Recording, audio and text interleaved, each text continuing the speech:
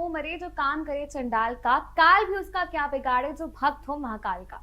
नमस्कार, मैं हूं नव्या और आप सबको महाशिवरात्रि की हार्दिक शुभकामनाएं। आज शिव पार्वती की प्रेम कहानी का उदाहरण दिया जाता है, लेकिन दोनों का मिलना इतना आसान भी नहीं था। महादेव को पाने के लिए माता पार्वती को कठिन तप से गुजरना पड़ा था, वहीं महादेव को भी सदियों तक विरह की आग में जलना पड़ा था। तो आइए जानते हैं शिव पार्वती के मिलन की पौराणिक कथा। माता पार्वती और महादेव के अवतरण प्रेम से पूरा संसार वाकिफ है। कहते हैं कि उनके आगे प्रेम की चरम सीमा भी छोटी महसूस होने लगती है। कई ऐसे पौराणिक किस्से भी सुनने को मिलते हैं जहां देवी देवताओं ने स्वयं भोलेनाथ के प्रेम को असीम और अनन्य बताया है।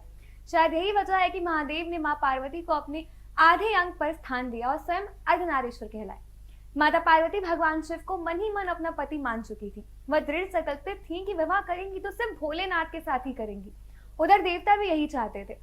देवताओं ने माता पार्वती के विवाह का प्रस्ताव कंदर्प में भगवान शिव के पास भेजा, जिसे भोलेनाथ ने ठुकरा दिया और उसे अपने तीसरे नेत्र से भस्म भी कर दिया। लेकिन माता इससे भी विचलित नहीं हुई और कठोर तपस्या शुरू कर दी। देवी पार्वती की तपस्या से तीनों लोक में हाहाकार मच गया। बड़े बड़े पहाड़ डगमगाने लगे। देवता भी मदद के लिए भगवान शिव के पास पहुंचे। भोले बाबा भी पार्वती के तप से प्रसन्न हुए और उन्हें दर्शन देकर कहा कि वह किसी राजकुमार से विवाह कर ले। उन्होंने कहा कि उनके साथ रहना आसान नहीं होगा, लेकिन माता पार्वती ने कहा कि वह उनके ही अपना पति मान चुकी हैं, जब उनके सिवा किसी और से विवाह नहीं करेंगी। पार्वती के इस असीम प्रेम को देखकर भोलेनाथ विवाह के लिए मान गए। पौराणिक कथा के अनुसार भगवान शिव जब माता पार्वती से शादी करने पहुंचे तो उनके साथ संपूर्ण जगत के भूत प्रेत थे। इसके अलावा डांकिनियां, शांकिनी और चुड़ैलें भी शिव जी की बारात में शामिल थी। उन्होंने ही भोलेनाथ के भस्म से श्रृंगार किया था, हड्डियों की माला पहनाई। इस अनोखी बारात को देखकर तो रानी मैना देवी यानी कि माता पार्वती की मां हैरान रह गई। उन्होंने अपनी बेटी का विवाह करने से इनकार कर दिया। शिव के इस रूप को देखकर माता पार्वती ने उनसे आग्रह किया कि वह विवाह की परंपरा के अनुसार तैयार होकर आए। इसके बाद भोलेनाथ ने उनकी विनती स्वीकार की और दूल्हे के रूप में तैयार हुए।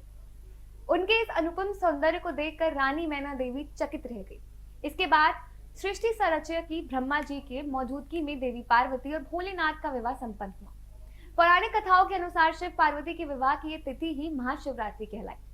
मान्यता है कि महाशिवरात्रि का व्रत करने से भक्तों को मनोवांछित फल की प्राप्ति होती है और शिव जी के साथ साथ माता पार्वती का भी आशीर्वाद मिलता है। कुंवारी कन्याओं को भी मनचाहा वर मिलता है। इसके लिए वृद्धजन बताते हैं कि कुंवारी कन्याओं को इस दिन नृत्य क्रम से नृत्य होकर व्रत करना चाहिए। इसके बाद किसी भी ऐसे शिव मंदिर में जाएं जहां पर शिव पार्वती का एक साथ विराजते हो। पार्वती जी को सुहाग का समांग अर्पित करते हुए पार्वती और शिव को लाल रंग कलावे से 7 बार बांध देना चाहिए। इसके बाद शीघ्र विवाह की प्रार्थना करनी चाहिए। वहीं शादीशुदा महिलाओं को इस पूजा से अखंड सौभाग्य का वरदान मिलता है। आज के लिए बस इतना ही। धन्यवाद।